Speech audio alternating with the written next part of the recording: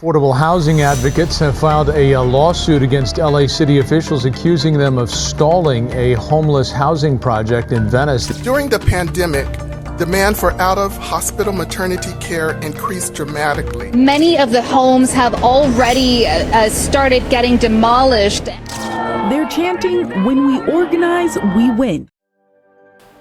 Western Center is one of the most unique places to work here in California on behalf of low-income and poor Californians. We've always had this combination of doing legislative work, litigation, administrative advocacy, and where each informs the other so that depending on what the problem is, we tackle it in the most effective way.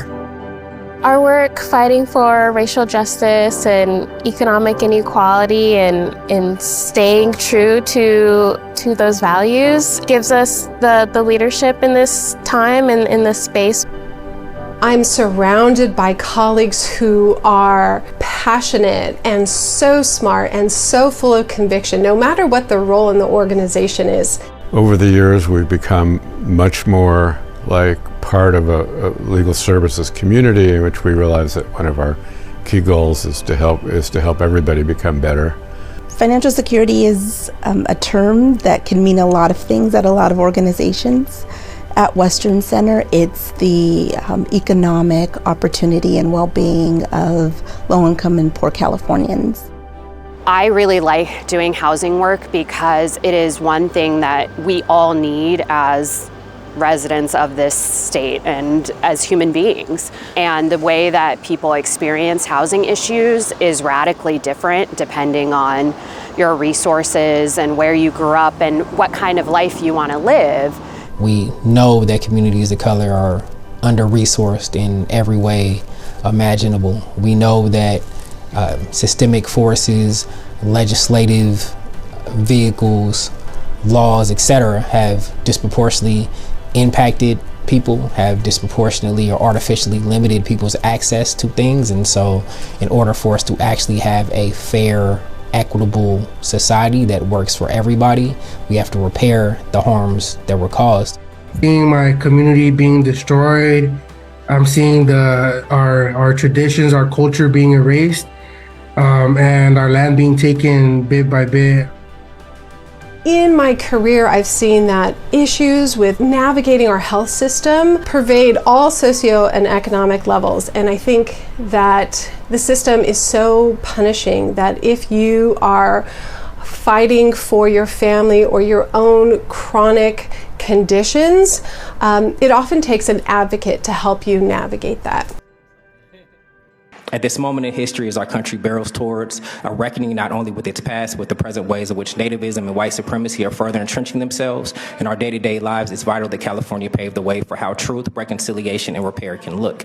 So all the people I wanted to be like when I went to law school, and all the work that they did, the work of the NAACP, the work of Thurgood Marshall, all of those people we see is under threat and attack, and it demonstrates that it can take decades to organize around issues, decades to get things passed in terms of protections, and those things can swiftly be swept away. And so I think the challenge in this particular moment is to meet the moment head on, so that we can actually ensure that these things have longevity. Not to be too general, but to me, a dream world is where people are able to be their truest self and live the life that they want to live.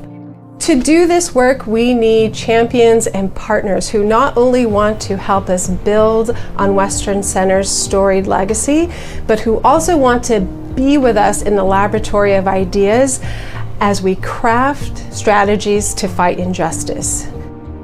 We definitely want to make changes, and if that means continuing going to legislator, we will do, because we want change, and that's what our name is, Padres Buscando el Cambio. We want change, and we want systemic change. When I talk to other organizations, people, they're surprised that our staff is as small as it is, and so in order to continue to do the good work that we do, funding is critical. Love thy neighbor as thyself. that's not just a statement. That statement is supposed to be put into action. And it's supposed to be put into action by the individuals, one to another. Without us, a lot of these issues would go unaddressed.